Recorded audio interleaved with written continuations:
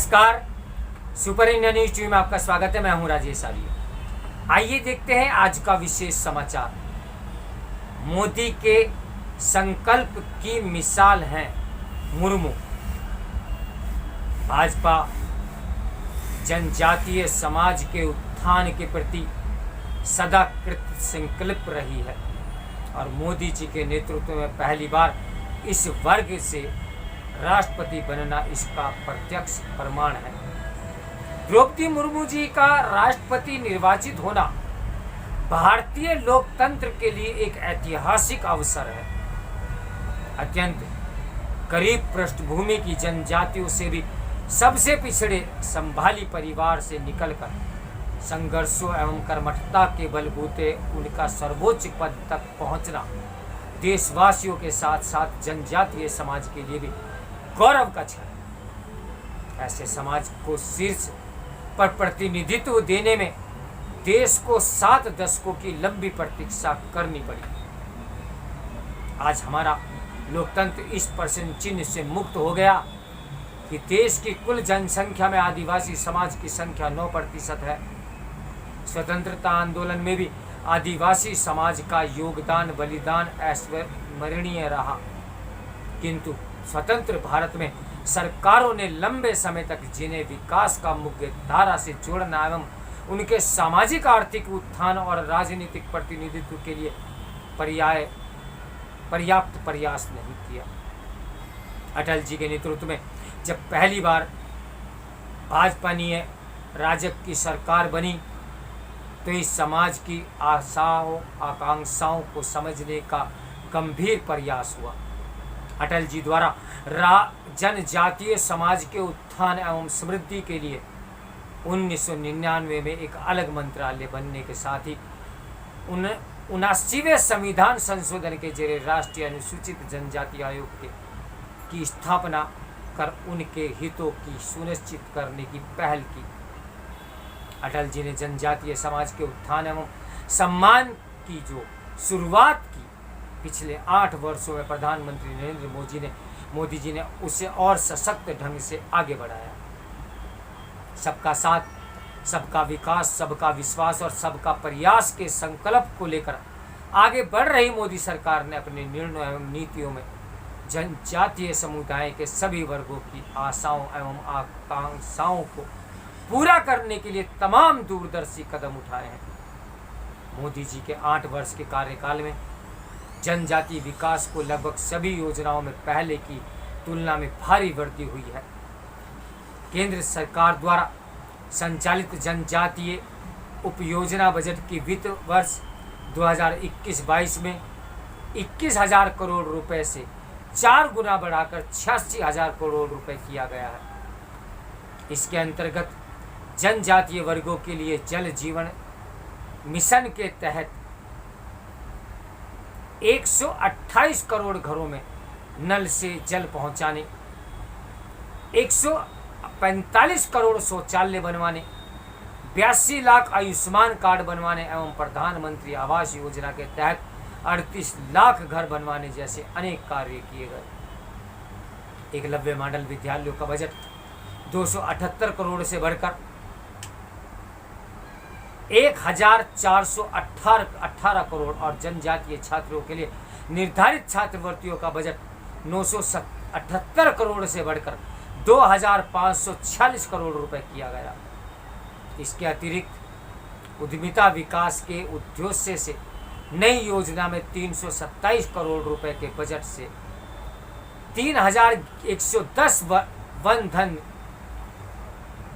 विकास केंद्रों एवं 53,000 वन धन एवं सहायता समूहों की भी स्थापना की गई है।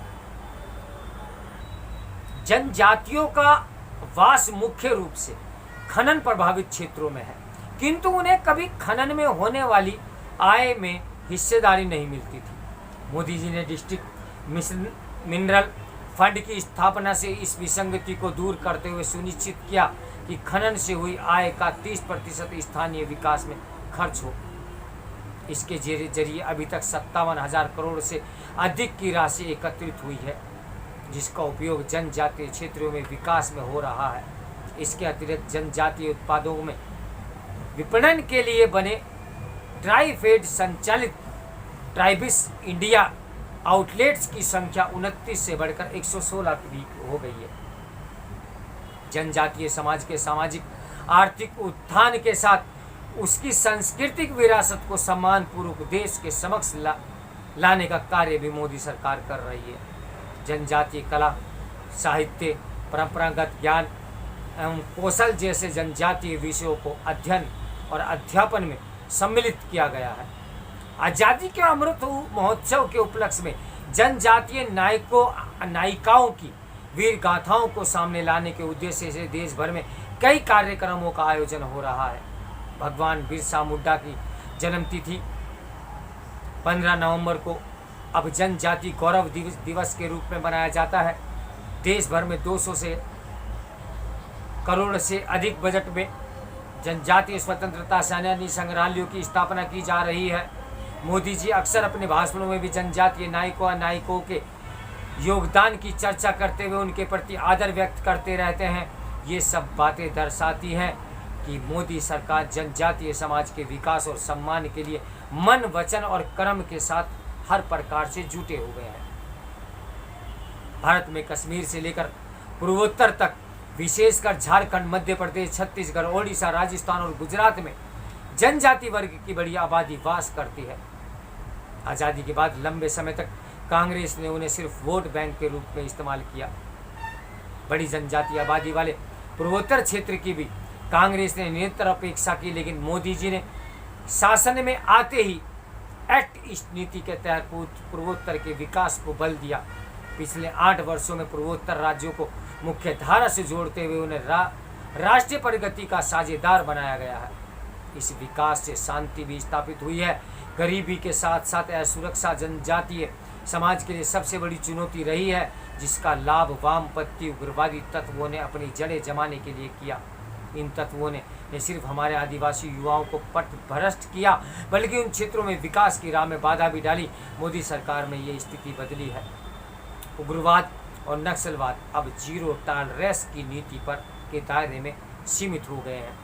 नक्सलवाद का प्रभाव अब न के बराबर ही रह गया है। इससे प्रभावित रहे क्षेत्रों में सुरक्षा की भावना बढ़ी है। इससे स्थानीय लोग विकास की मुख्य धारा में सहजता से शामिल भी हो रहे हैं। जनजातीय समाज का उत्थान, गरिमापूर्ण जीवन, सामाजिक एवं आर्थिक विकास और उनकी राजनीतिक भागीदारी सुनिश्चित करना भाजपा की विचारधारा का अभिन्न अंग रहा है। भाजपा हमेशा से जनजातीय समाज की प्रगति के लिए कृत संकल्प रही है और आज मोदी जी के नेतृत्व में जब राष्ट्रपति चुनने का अवसर आया तो देश को द्रौपदी मुर्मू जी के रूप में पहला जनजातीय राष्ट्रपति भी मिल गया है। सबसे निचले पायदान पर मौजूद समाज में आने वाली द्रौपदी मुर्मू जी को आज देश के सर्वोच्च संवैधानिक पद पर पहुंची हैं, तो यह पूरे देश के लिए अत्यंत गौरव की बात है। ये निश्चित रूप से प्रधानमंत्री के जनजाति सशक्तिकरण के संकल्प की ही एक नायाब मिसाल है। तो मेरे साथ बने रहिए सुपर इंडिया न्यूज़ टीवी की ब्रेकिंग न्यूज़ के लिए। नमस्कार, मैं हूँ राजेश आर्य।